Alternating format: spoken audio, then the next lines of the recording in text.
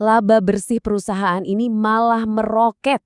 Dari 226 juta dolar di tahun 2024, langsung lompat jadi hampir 326 juta dolar di 2025.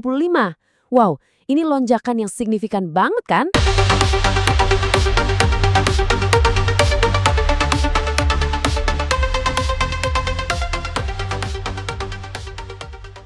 Oke, kita mulai ya. Kali ini kita akan bedah laporan keuangan terbaru dari Indah Kiat Pulp and Paper atau yang kita kenal sebagai INKP.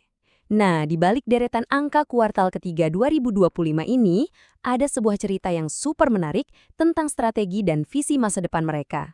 Yuk kita langsung selami aja. Kita bakal mulai dengan sebuah teka-teki.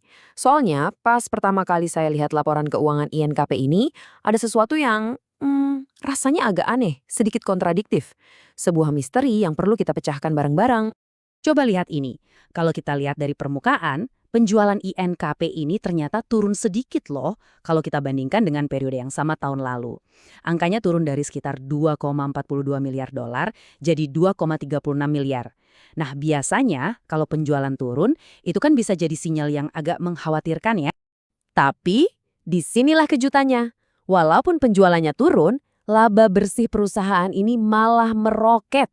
Dari 226 juta dolar di tahun 2024, langsung lompat jadi hampir 326 juta dolar di 2025. Wow, ini lonjakan yang signifikan banget kan? Jadi, pertanyaan besarnya sekarang, gimana ceritanya sebuah perusahaan yang penjualannya lagi turun justru bisa dapat untung yang jauh lebih gede? Nah, inilah misteri yang akan kita bongkar sama-sama. Jawabannya tentu saja tersembunyi lebih dalam di laporan keuangan mereka. Dan untuk menemukan petunjuknya, kita harus jadi detektif sedikit. Kita intip lebih teliti bagian laporan laba ruginya. Disinilah cerita sebenarnya mulai kelihatan.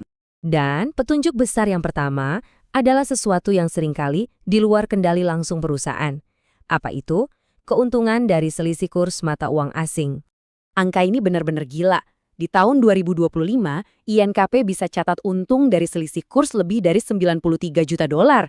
Coba deh kita bandingkan dengan 2024, tahun lalu mereka malah rugi hampir 67 juta dolar dari pos yang sama. Ini kan pembalikan keadaan yang luar biasa banget. Total dampaknya itu lebih dari 160 juta dolar yang langsung nambahin laba bersih mereka. Oke, petunjuk kunci kedua yang bantu naikin laba adalah efisiensi dari sisi pajak. Ini juga faktor penting lainnya yang ngasih kontribusi ke kenaikan laba bersih mereka. Jadi di kuartal ketiga 2025, INKP ini bayar pajak penghasilan sekitar 11 juta dolar lebih rendah dibanding periode yang sama tahun lalu. Ya, mungkin jumlahnya nggak segede untung kurs tadi, tapi tetap aja ini kontribusi yang lumayan banget buat nambahin pundi-pundi keuntungan mereka. Jadi, misterinya terpecahkan. Laba yang meroket ini ternyata bukan karena penjualannya meledak, tapi karena kombinasi cerdas dari beberapa faktor. Pertama, keuntungan selisih kurs yang masif. Kedua, beban pajaknya lebih ringan. Dan yang gak kalah penting, efisiensi operasional mereka ternyata cukup solid buat nutupin penurunan penjualan yang sedikit tadi. Ini semua nunjukin kalau manajemen keuangan INKP jago banget ya. Nah, setelah kita tahu gimana caranya mereka dapat untung segitu besar, pertanyaan berikutnya adalah, uangnya dipakai buat apa? Yuk, sekarang kita lihat gimana INKP menggunakan ini untuk membangun visi jangka panjang perusahaan. Laporan arus kas ini ngasih kita gambaran yang jelas banget. Coba deh fokus ke bagian investasi. Ada arus kas keluar yang gede banget, minus 859 juta dolar. Ini artinya satu hal. INKP lagi belanja besar-besaran. Dan kalau kita gali lebih dalam lagi, sebagian besar dari duit investasi itu, yaitu lebih dari 619 juta dolar, ternyata dipakai untuk satu hal spesifik, bayar uang muka untuk properti, pabrik, dan peralatan baru.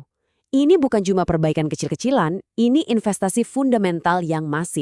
Nah, ini dia inti strateginya.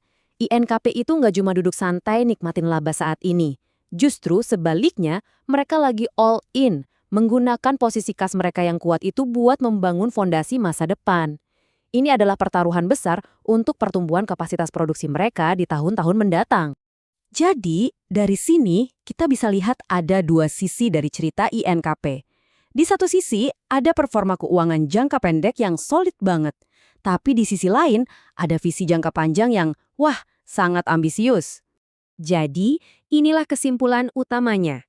INKP berhasil banget mengelola kondisi pasar saat ini, sambil pada saat yang bersamaan, mereka melakukan investasi raksasa yang dirancang untuk memperkuat posisi mereka sebagai pemain dominan di masa depan. Ini adalah keseimbangan yang keren antara profitabilitas hari ini dan persiapan untuk besok. Kita akhiri pembahasan kita di sini dengan sebuah pertanyaan untuk masa depan. Dengan investasi infrastruktur segede ini, pertanyaannya bukan lagi apakah INKP akan tumbuh, tapi seberapa besar pertumbuhannya. Kira-kira akankah langkah strategis yang kita lihat hari ini benar-benar menjadikan mereka pemimpin pasar yang tak terkalahkan di tahun 2026 nanti? Cuma waktu yang bisa menjawabnya.